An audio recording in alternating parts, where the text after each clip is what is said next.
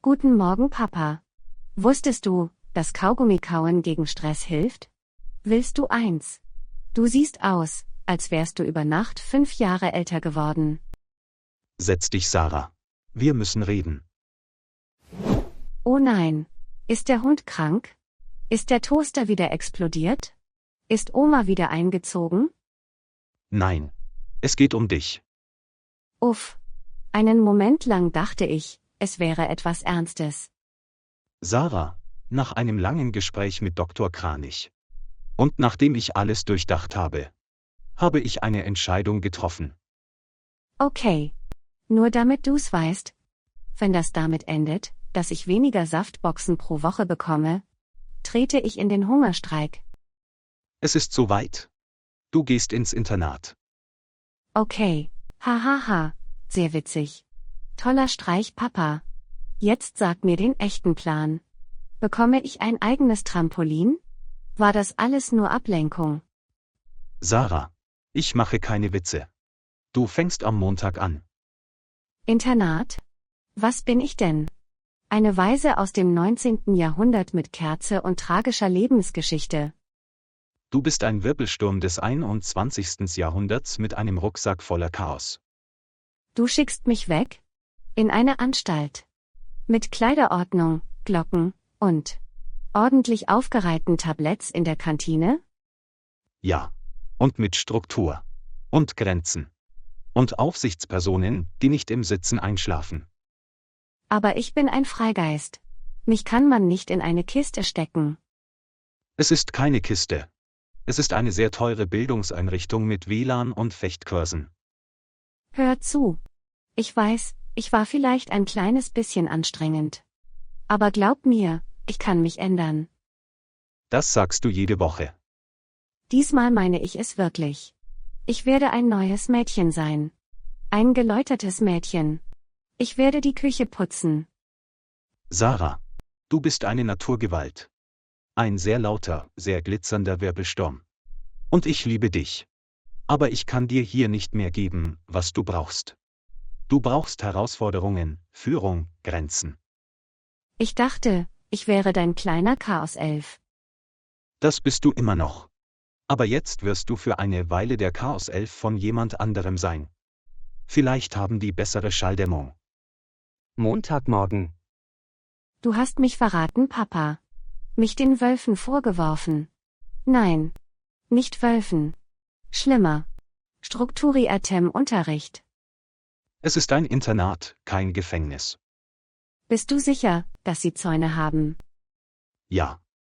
Und emotionale Unterstützungsfrettchen? Wahrscheinlich nicht. Dann gibt's Aufstand. Du wirst dich schon einleben.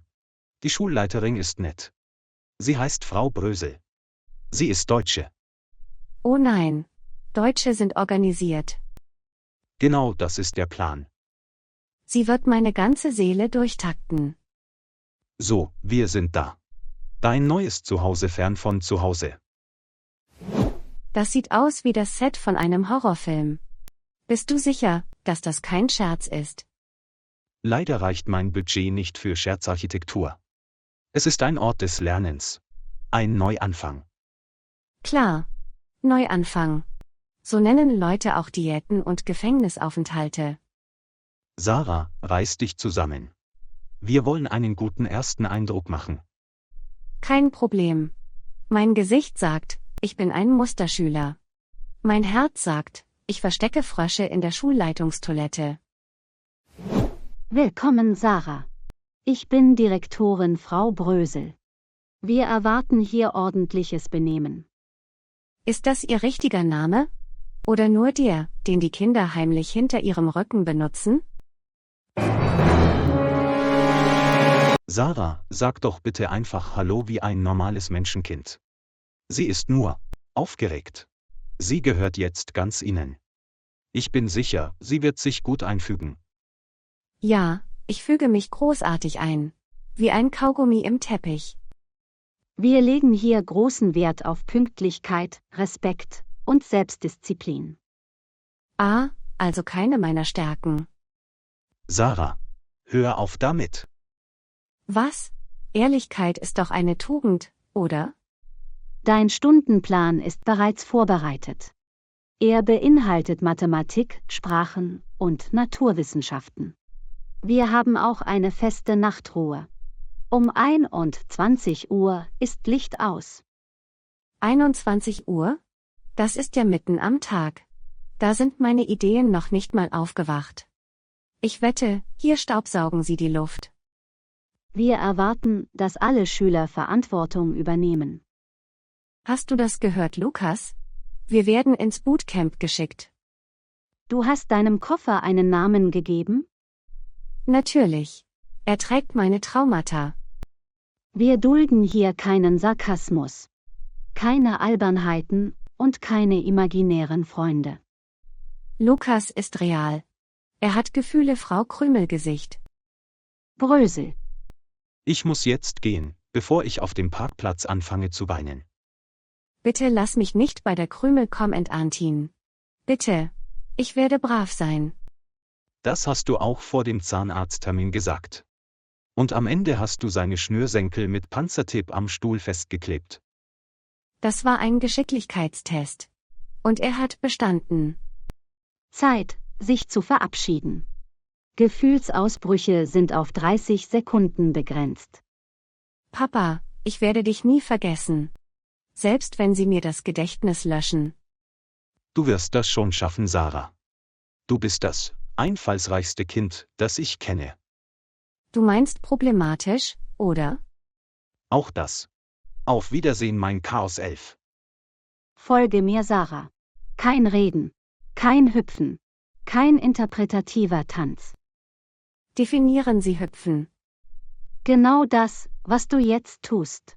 Hör auf damit. Das ist mein natürlicher Gang. Guten Morgen, Klasse. Ich hoffe, ihr hattet alle eine erholsame Nacht und seid bereit zum Lernen. Mein Name ist Frau Lisa und ich unterrichte Sozialkunde. Fräulein Sarah, warum stehst du auf deinem Stuhl? Und warum trägt deine Banane eine Brille? Das ist Senior Banana. Er ist nicht nur eine Frucht, er ist eine historische Autorität. Er hält heute den Vortrag über den Untergang Roms und wie dieser direkt mit schlechter Cafeteria-Pizza zusammenhängt.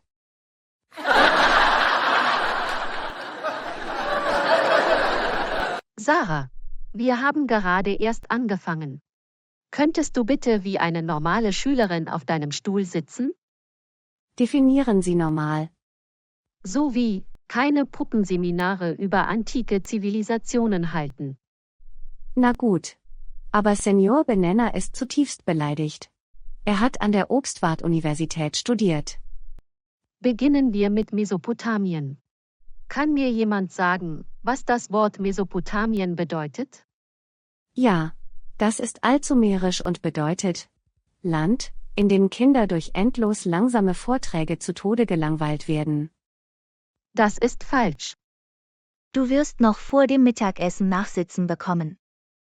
Das nennt man einen ersten Eindruck hinterlassen. Das nennt man akademischen Selbstmord. Mesopotamien bedeutet Land zwischen zwei Flüssen, dem Tigris und dem Euphrat. Es war eine der ersten Wiegen der Zivilisation. Kann mir jemand sagen, was ein Zikkurat ist? Oh, ist das sowas wie ein Zaubererhut aus Treppen? Was sagst du? Na, so eine Minecraft-Pyramide, die eine Identitätskrise hat.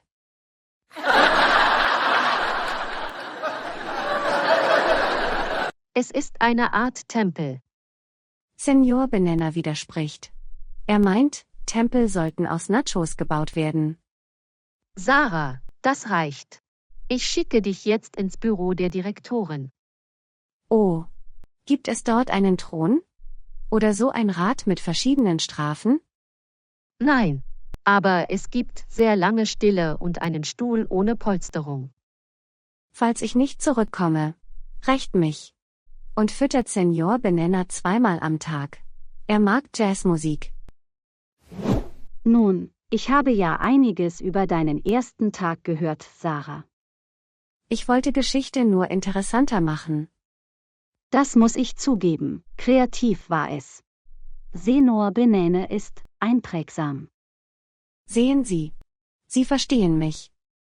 Ja, aber ich weiß auch, wie schnell einprägsam zu problematisch wird.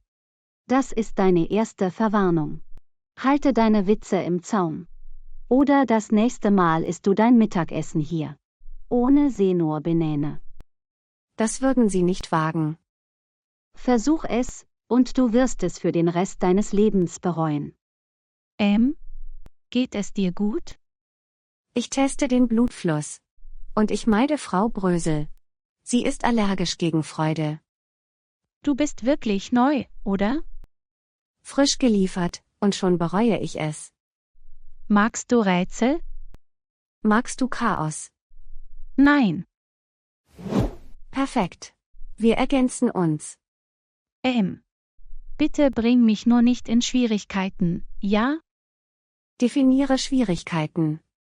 Warte. Das ist ein Feueralarm.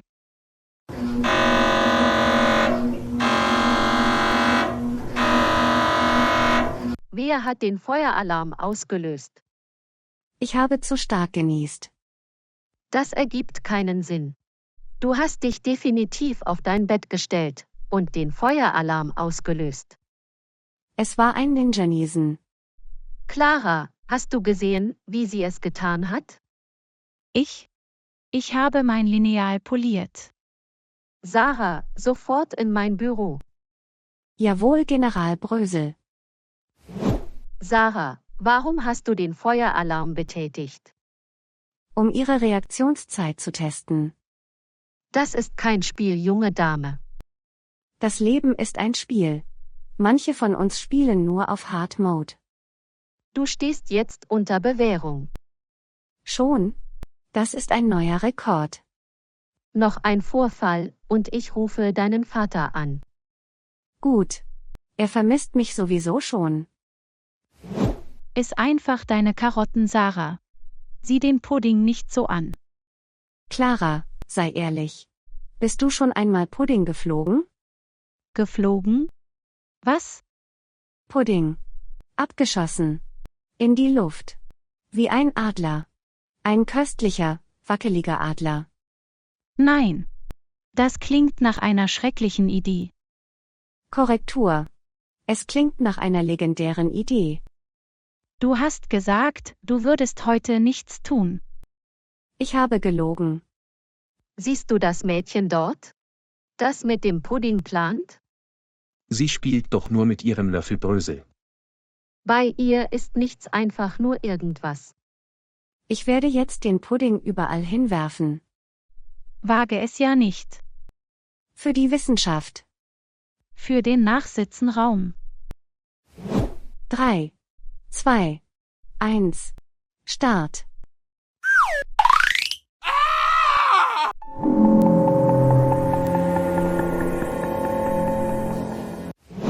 Wer war das? Clara war's. Was? Nein, war ich nicht. Das heißt Krieg.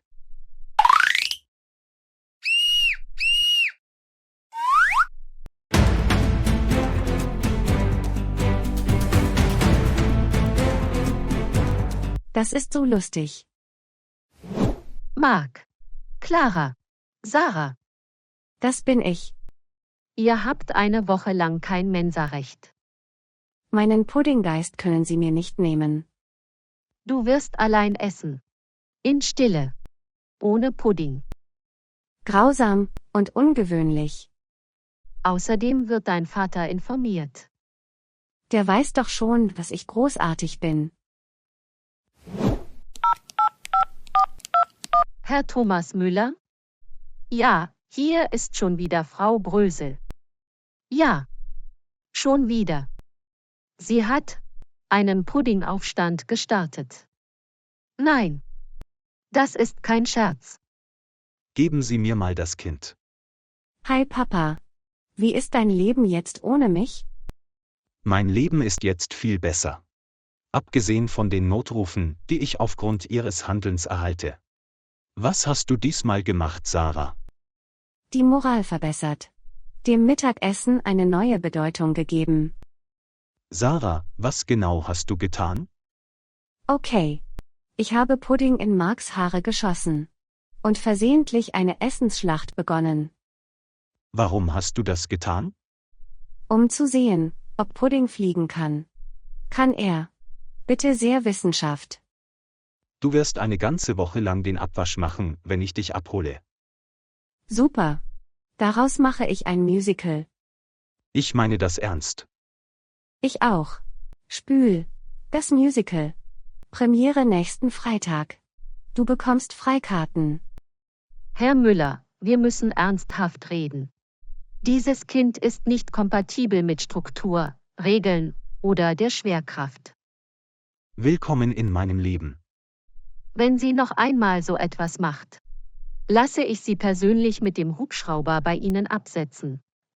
Sagen Sie mir einfach, wann ich Sie abholen soll.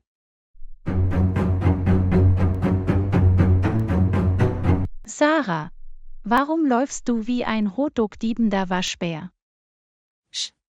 Ich bin dabei, Geschichte zu schreiben. Geschichte? Oder die Abendnachrichten? Du verwechselst die beiden ständig.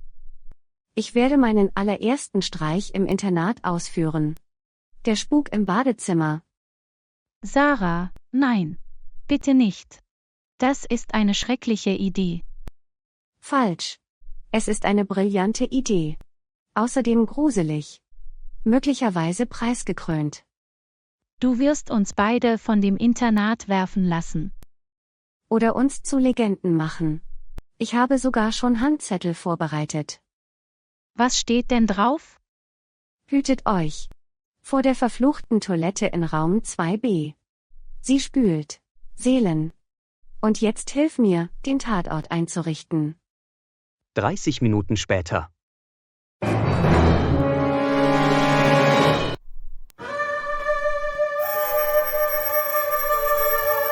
Habt ihr das gehört? Ich glaube, der Spiegel hat gerade geblinzelt. Das ist unmöglich. Spiegel blinzeln nicht. Lauft weg. Verlasst sofort dieses Badezimmer. Es ist verflucht.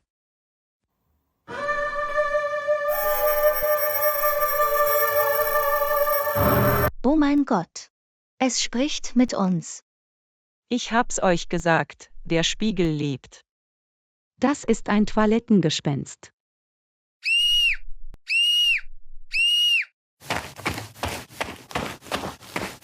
Was geht hier vor? Warum sagen Kinder, dass im Badezimmer ein Geist ist? 3 Mädchen verstecken sich in meinem Putzschrank. Eine ist ohnmächtig geworden. Eine redet in Zungen. Wo ist Sarah? Clara. Ich stecke fest. Was heißt hier fest? Ich habe die Tür mit Klebeband versiegelt. Um mehr Glaubwürdigkeit zu verleihen. Das ist Karma. Du hast dich selbst heimgesucht. Ruf Hilfe. Und was soll ich sagen? Hallo, Entschuldigung, meine Freundin steckt in ihrer eigenen verfluchten Toilettenfalle fest? Sorge dafür, dass es professionell klingt. Na gut. Frau Brösel? Ich glaube, ich habe den Geist gefunden. Wo? In der letzten Kabine. Mit einem Megafon. Sarah.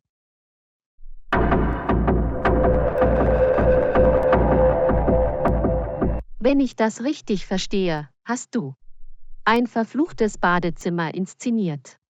Mit Ketchup und Klopapier. Außerdem mit Soundeffekten. Ich habe meinen Standard. Willst du, dass ich meinen Job verliere? Nur, wenn wir Plätze tauschen. Ich könnte heute mal Chefin Brösel sein.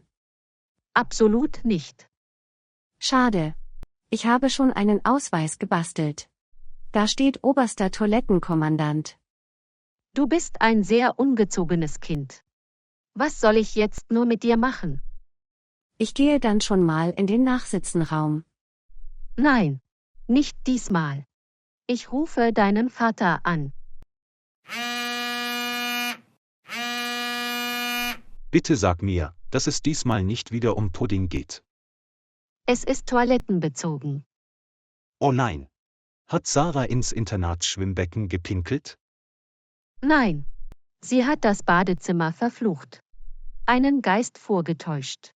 Die Erstklässlerinnen traumatisiert. Ein Mädchen ist jetzt überzeugt, dass die Rohre sprechen. Warum? Warum macht sie sowas? Sie meinte, sie wolle Atmosphäre schaffen. Sie ist kein Geisterhaus. Sie ist 10. Hey Papa. Gute Nachricht. Ich habe endlich meine wahre Berufung gefunden. Fachberaterin für paranormale Toiletten. Sarah, was hast du getan? Nur ein bisschen Halloween-Geist im August verbreitet. Du hast Hausarrest. Für immer. Das ist ein Mythos. Freude kann man nicht einsperren. Herr Müller, bitte, kommen Sie und holen Sie Ihr Kind ab. Sofort? Ich zahle sogar das Benzin. Sarah, in 13 Minuten ist Schlafenszeit. Du solltest schon längst die Zähne putzen. Und genau deshalb, genau jetzt, muss die Bikini-Revolution beginnen.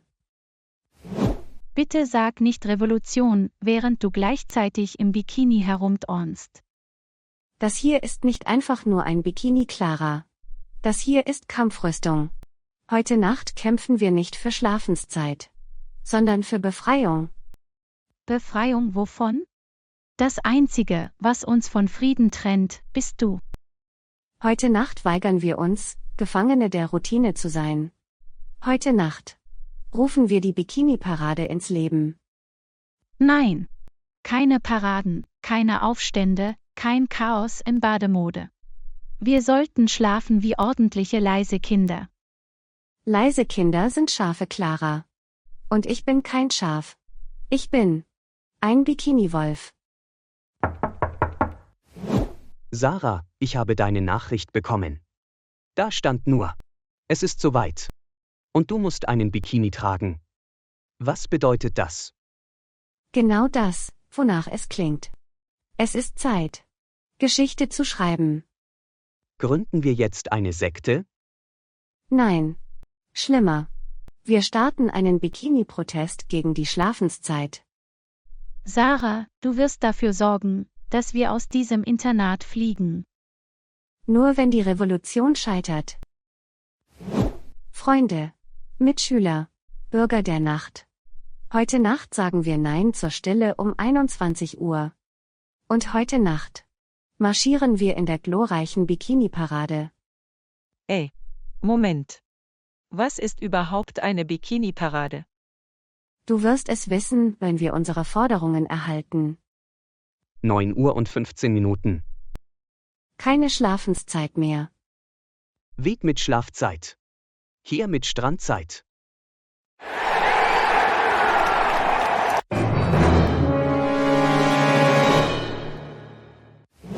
Was um Himmels Willen geht hier vor? Wir fordern spätere Nachtruhe. Und mehr Pudding. Und vielleicht eine Wasserrutsche in der Cafeteria. Wir wollen eine Popcornmaschine in jedem Klassenzimmer. Ja. Und Glitzereiscreme zum Frühstück. Mit Keksstückchen. Und eine Achterbahn durchs Treppenhaus. Mitschüler, Genossen, Revolutionäre. Wir kämpfen nicht nur gegen das frühe Licht aus. Wir kämpfen für ein besseres Internat. Mehr Pudding am Dienstag. Und Mittwochs Wasserschlacht auf dem Schulhof. Ich will nur schlafen. Heute Nacht werden wir frei sein.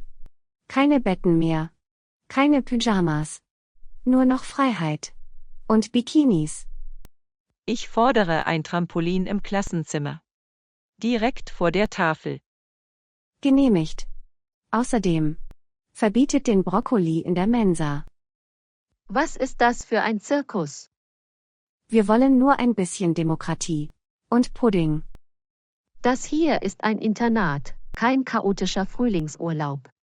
Wer ist hier der Anführer? Ich bin die Oberbefehlshaberin der Bikini-Revolution. Sarah. Sofort in mein Büro. Darf ich meine Parade mitbringen? Nein. Und der Rest von euch. Beendet dieses Bikini-Chaos sofort. Und zieht euren Pyjama an und geht schlafen. Ich wollte nie Teil eines Badeanzugputsches sein.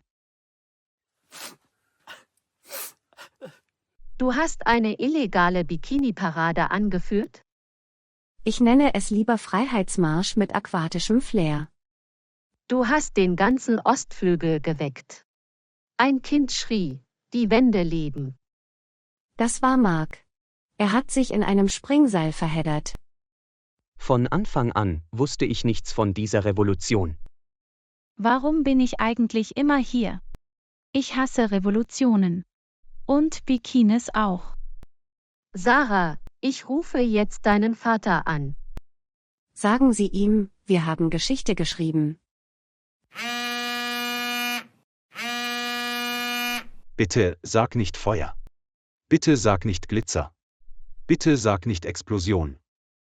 Bikini-Parade. Darauf war ich nicht vorbereitet. Ihre Tochter hat einen Protest gegen die Schlafenszeit angeführt. In Bikinis. Die Hälfte der Kinder trug Schnorchel.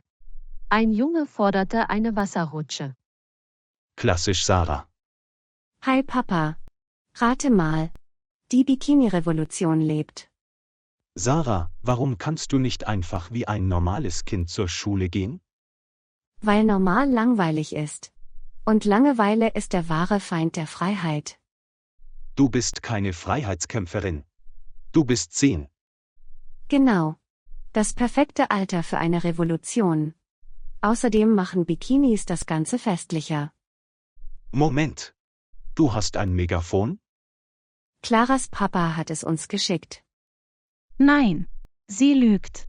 Mein Vater hat gar nichts geschickt. Herr Müller, wir sind am Ende unserer Kräfte. Ihre Tochter hat Anhänger. Sie hat Parolen. Sie ist eine Kinderrevolutionärin. In Badebekleidung. Ich komme morgen. Und bitte, halten Sie sie bis dahin fern von Glitzer, Megafonen und aufblasbaren Pools. Am nächsten Tag.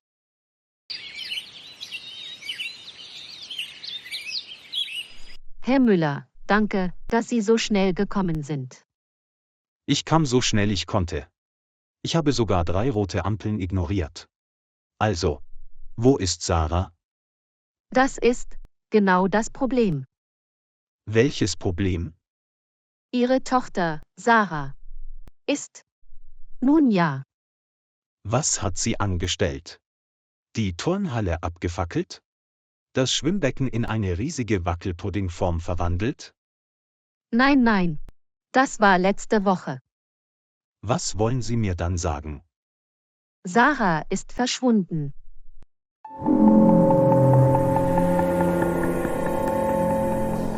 Was? Sie ist weggelaufen. Was heißt weggelaufen? Dieser Ort hat Zäune. Und Sicherheitskräfte. Und Stacheldraht. Den Stacheldraht haben wir letzten Monat entfernt. Oh, tut mir leid. Hat der Stacheldraht die Kinder etwa ein bisschen nervös gemacht? Vielleicht schaffen sie als nächstes auch noch die Mauern ab. Bitte, Herr Müller, wir tun alles, was wir können. Wir haben bereits die Küchen durchsucht, die Bibliothek, den alten Dachboden, den Putzmittelschrank. Sie haben den naheliegendsten Ort vergessen. Und welcher Ort ist das? In einem riesigen Kuchen. Ein Kuchen? Wenn ich meine Tochter kenne. Und leider kenne ich sie nur zu gut. Dann steckt sie entweder in einem Essensbehälter, unter einem Kostüm, oder sie gibt sich als Hausmeister aus. Wir haben übrigens das hier auf ihrem Bett gefunden. Ein Bild, wie sie auf einem Strauß davon reitet. Gut. Tief durchatmen. Lasst uns meine Tochter finden, bevor sie wieder Unsinn macht.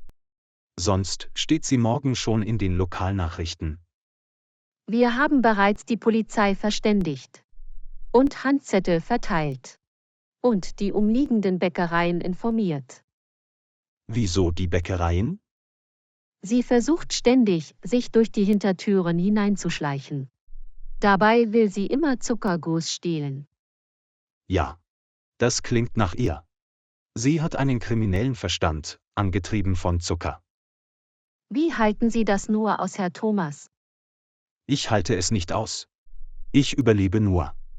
Jeden Morgen wache ich auf und frage mich, ob sie heute wieder den Hund umlackiert?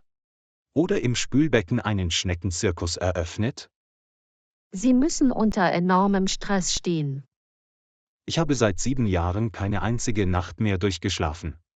Das letzte Mal, als ich entspannt war, hat sie unsere Badewanne in ein Krokodilhabitat verwandelt. Mit Stofftieren. Und echtem Schlamm. Wir verstehen, wenn Sie wütend sind, Herr Thomas. Aber Sarah ist wirklich einzigartig. Sie ist ein Einmädchen-Tornado. Mit Zöpfen. Und einem Hang zum Chaos. Sarah hat mir eine Nachricht in die Socke gesteckt. Wieso sollte sie eine Nachricht in deine Socke stecken? Sie meinte, die Tauben würden die Briefkästen überwachen. Aha. Das ergibt vollkommen keinen Sinn. Sehen wir mal, was sie geschrieben hat. Liebe Erwachsene. Ich bin entflohen. Folgt mir nicht. Ich bin jetzt die Königin des Waldes. Ich habe einen Stock. Er ist mein königliches Zepter. Ich habe 5 Eichhörnchen, die mir gehorchen. Ihre Namen sind Barry, Barry 2, Barry Jr., Bayetta und Jeff. Lang lebe Königin Sarah. PS. Ich habe alle Puddingbecher mitgenommen. Sie ist nicht nur weg. Sie hat eine Waldmonarchie gegründet. Was machen wir jetzt? Sie ist meine Tochter. Wir müssen sie finden.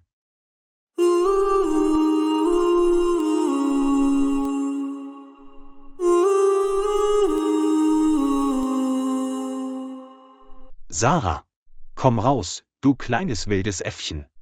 Ich verspreche, ich werde nicht böse sein. Okay, das ist gelogen. Ich werde ganz sicher böse sein, aber bitte komm einfach raus. Herr Thomas. Ich kann keinen Schritt mehr gehen. Dieses Kind hat meine Seele endgültig zerstört. Ich wollte eine Karriere in der Pädagogik, nicht im Überlebenstraining. Hier, wir suchen jetzt seit 6 Stunden. Keine Fußspuren. Keine Bonbonpapröchen. Kein einziges Zeichen von ihr. Sie muss hier sein. Sie kann doch nicht einfach spurlos verschwinden. Sie ist 10 Jahre alt. Sie sollte nicht einmal wissen, wie man in einem Wald überlebt. Wir reden hier von Sarah. Wahrscheinlich hat sie inzwischen schon ein Baumhaus gebaut. Sich selbst zur Königin der Eichhörnchen erklärt. Und ein eigenes Königreich gegründet. Sag das nicht. Sie würde es wirklich tun. Lisa? Bitte sag mir, dass du Neuigkeiten hast. Hast du Sarah gefunden? Ist sie nach Hause geschlichen? Hat sie? Thomas. Bevor du in Ohnmacht fällst, hör mir genau zu. Sarah ist zu Hause.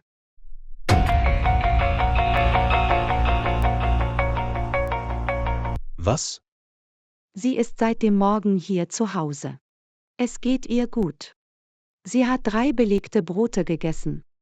Aus den Sofakissen eine Festung gebaut. Und dann heiße Schokolade verlangt. Sie ist in Sicherheit.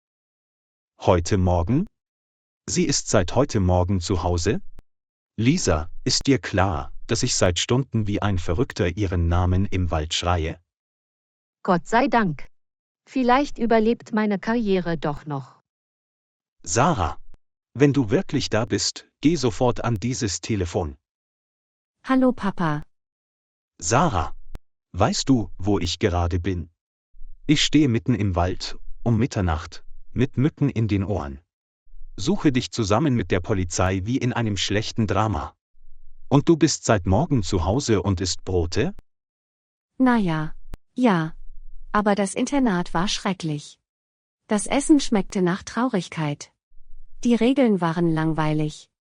Und Frau Brösel starrt wie ein Falke, der mich fressen will. Also bin ich einfach gegangen. Du bist einfach gegangen? Sarah, man geht nicht einfach aus einem Internat weg. So funktioniert das nicht. Für mich schon. Ich bin gelaufen. Hab den Bus genommen und tada. Zu Hause, süßes Zuhause. Oh Gott. Du bist 10 Jahre alt.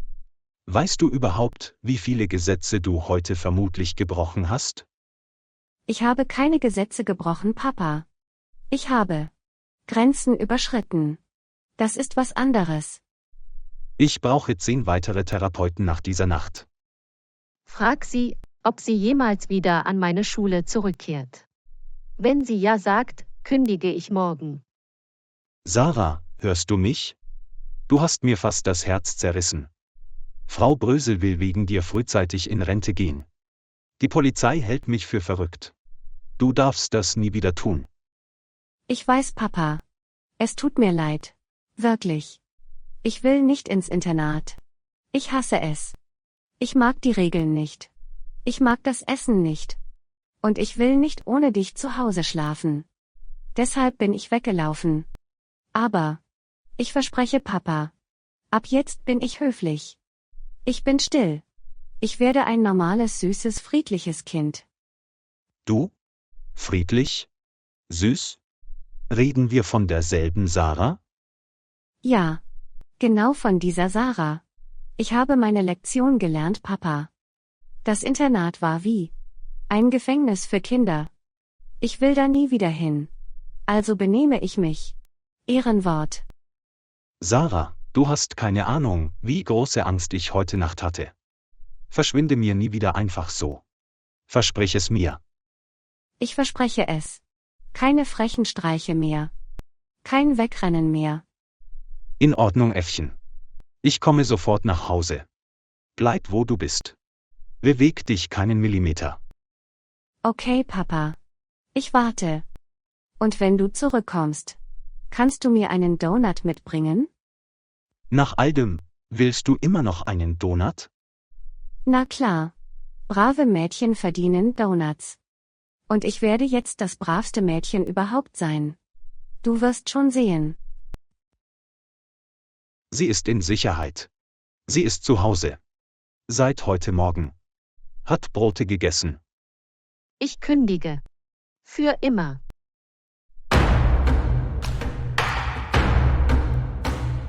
Hier. Ich nehme nie wieder einen vermissten Fall an. Dieses Kind ist schlimmer als das Verbrechen selbst. Sarah. Du kleiner Lausbub. Du hättest mich heute Nacht fast umgebracht. Aber Gott sei Dank bist du in Sicherheit.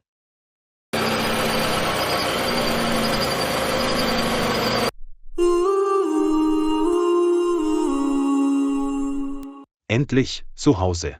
Mein süßes Bett. Mein stilles Kissen. Vielleicht, nur vielleicht. Endlich Frieden.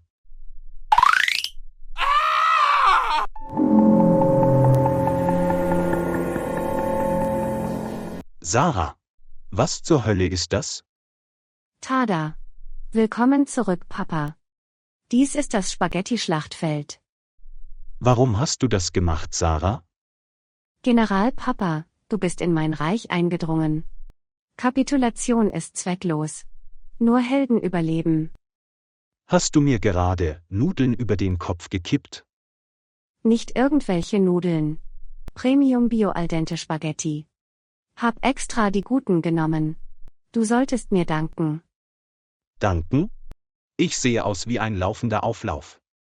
Perfekt. Genau das wollte ich. Ich nenne es Papi alla Bolognese. Jetzt ist es Zeit für meine zweite Überraschung.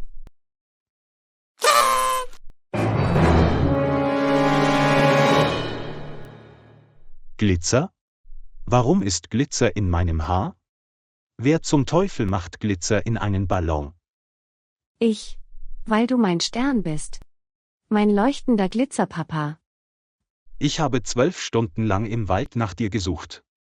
Ich dachte, Wildschweine hätten dich verschleppt. Ich dachte, Wölfe hätten dich zu ihrer Königin gemacht. Und du? Du stehst hier und überschüttest mich mit Pasta und Glitzer? Technisch gesehen, haben die Wölfe mir tatsächlich eine Krone angeboten. Aber die war zu haarig. Ich hätte jeden Morgen bürsten müssen. Keine Chance. Sarah, du hast mir versprochen am Telefon. Du hast mir versprochen, du würdest höflich sein. Du hast versprochen, still zu sein. Du hast versprochen, dich zu ändern. Also, technisch gesehen habe ich mich geändert. Dieses Mal habe ich Spaghetti statt Wasserbomben verwendet. Das ist Fortschritt. Das ist kein Fortschritt. Das sind Kohlenhydrate. Weißt du überhaupt, was ich gerade durchgemacht habe? Frau Brösel, die im Wald geweint hat. Polizisten, die Sarah, ins Megafon brüllen. Wie ich über jede verdammte Baumwurzel in ganz Deutschland stolpere. Und die ganze Zeit warst du hier? Jep. Ich bin schon heute Morgen zurückgekommen. Ich habe sogar 3 Frühstücke gegessen. 3. Na gut. Eigentlich 4. Aber das letzte war mehr so ein Zwischenbrunch. Ich werde verrückt. Warte. Das Beste kommt erst.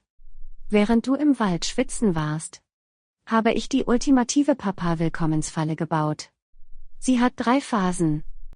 Wenn du jetzt sagst, Phase 3 hat irgendwas mit Feuer zu tun, ziehe ich sofort aus. Keine Sorge. Kein Feuer. Nur Federn. Federn?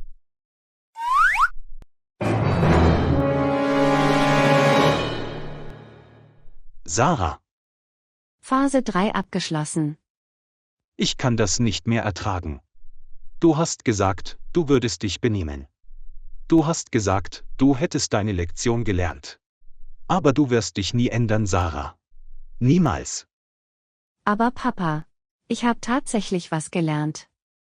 Ach ja? Und was bitteschön hast du gelernt? Dass Spaghetti viel besser in Haaren kleben als Tomatensoße. Ich verliere meinen Verstand. Du verlierst höchstens deine Frisur, Papa. Sei nicht böse. Tief in dir drin. Liebst du meine Überraschungen? Tief in mir drin brauche ich Urlaub. Allein. Weit weg. Auf dem Mars. Cool. Darf ich mit? Ich baue dir eine Marsfalle. Phase 4. Es wird kein Phase geben. Keine Sorge. Nächstes Mal veräpple ich dich mit Pizza. Es wird kein nächstes Mal geben. Geh sofort in dein Zimmer und lass mich in Ruhe schlafen. Abonnieren Sie unseren Kanal und aktivieren Sie die Glocke, um kein neues Video von Sarahs aufregenden Abenteuern zu verpassen.